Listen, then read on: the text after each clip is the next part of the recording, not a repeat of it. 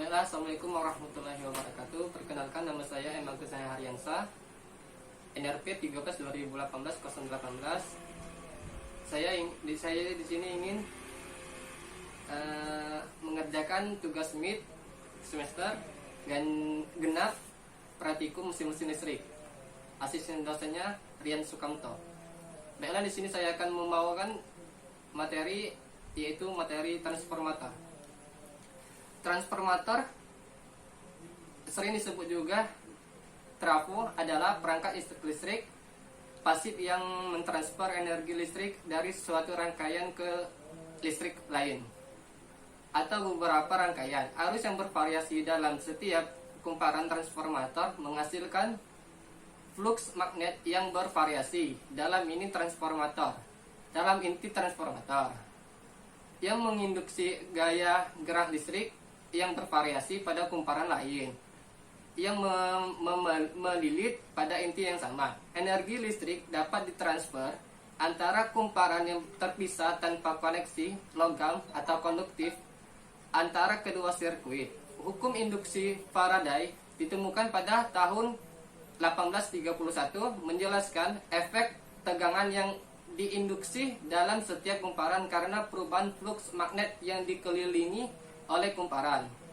Transformator paling umum digunakan untuk meningkatkan tegangan AC rendah pada arus tinggi atau transformator step up, atau mengurangi voltase AC tinggi pada arus rendah, transformator step down dalam aplikasi tenaga listrik, dan untuk menyambungkan tahapan sirkuit pemrosesan sinyal. Transformator juga dapat digunakan untuk isolasi, di mana tegangan sama dengan tegangan keluar dengan kumparan terpisah, tidak terikat secara elektrik satu sama lain.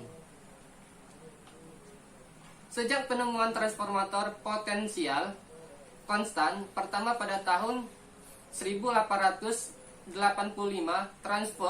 transformer telah menjadikan penting untuk transmisi, distribusi, dan pemanfaatan dari alternatif tenaga listrik atau tenaga arus listrik. Jenis-jenis transformator adalah transformator arus. Nah, di sini transformator arus itu adalah jenis transformator yang digunakan untuk mengetahui besarnya kuat arus listrik pada tegangan tinggi. Bagian dalam transformator arus tersusun dari belitan primer dan belitan sekunder. Jumlah belitan primer sangat sedikit, sedangkan jumlah belitan sekunder itu sangat banyak. Bagian belitan sekunder terhubung ke alat arus listrik, yaitu ampere meter. Bagian sekunder juga terhubung ke rangkaian pengendali dan relay proteksi. Transformator tegangan. Transformator tegangan adalah jenis transformator yang digunakan untuk mengetahui besarnya tegangan listrik pada tegangan tinggi. Bagian dalam transformator tegangan tersusun dari belitan primer dan belitan sekunder juga.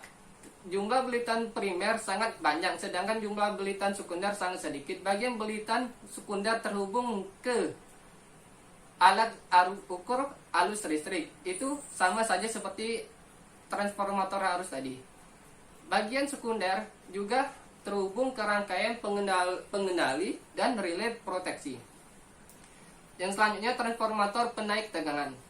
Transformator penaik tegangan adalah transformator yang memiliki lilitan sekunder lebih banyak daripada lilitan primer, sehingga berfungsi sebagai penaik tegangan. Transformator ini biasa ditemui pada pembangkit tenaga listrik sebagai penaik tegangan yang dihasilkan generator menjadi tegangan tinggi yang digunakan dalam transmisi jauh. Transformator penurunan tegangan. Transformator penurunan tegangan ini kebalikannya seperti transformator penaik tegangan tadi.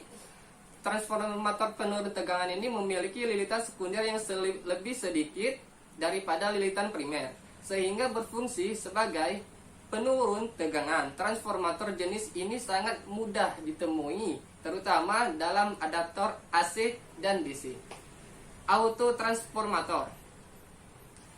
Transformator jenis ini hanya terdiri dari satu lilitan yang berlanjut secara listrik dengan sadapan tengah. Dalam transformator ini, sebagai lilitan primer juga merupakan lilitan sekunder. Jadi dia itu sama kayak gitu kan. Nah, fasa arus dalam lilitan sekunder selalu berlawanan dengan arus primer, sehingga untuk tarif daya yang lilitan sekunder bisa dibuat dengan kawat yang lebih tipis dibandingkan transformator biasa. Keuntungan dari transformator ini adalah ukurannya itu lebih, fisiknya itu lebih kecil dibanding yang lain. Juga kerugian ini lebih rendah dibanding transformator yang lainnya.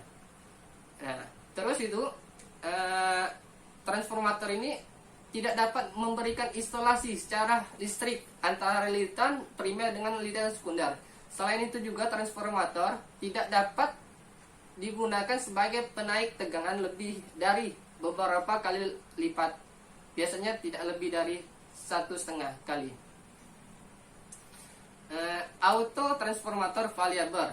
Ini tadi kan auto transformator, sedangkan ini tadi auto transformator variabel.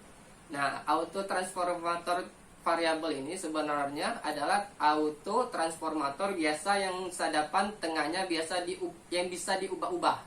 Nah, memberikan perbandingan lilitan primer dan sekunder yang berubah-ubah juga. Transformator isolasi, bukan isolasi mandiri ya. Transformator isolasi. Transformator isolasi memiliki lilitan sekunder yang berjumlah sama dengan lilitan primer, sehingga tegangan sekunder sama dengan tegangan primer.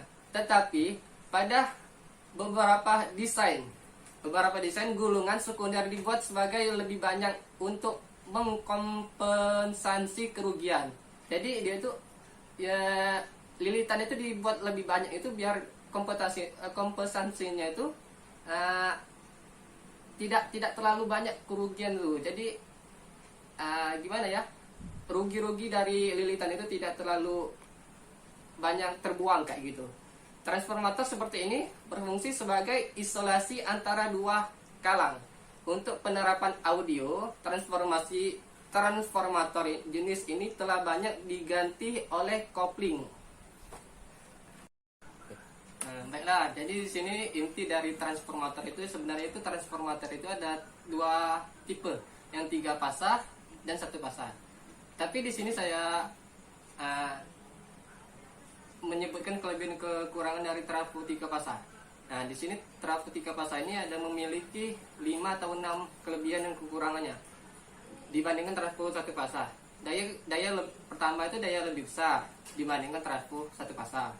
Memiliki efisiensi lebih tinggi, lebih fleksibel, memiliki voltase. Risiko kerusakan yang lebih rendah, lebih mahal, dan lebih berat. Transformator 3 fasa ini digunakan di PT-PT besar seperti PT Pusri, PT Pertamina, PT PLN kayak gitu. Nah, baiklah, itu saja penjelasan dari saya. Di sini kalau ada saya kata-kata yang salah, saya mohon maaf. Kepada Allah saya mohon ampun. Assalamualaikum warahmatullahi wabarakatuh.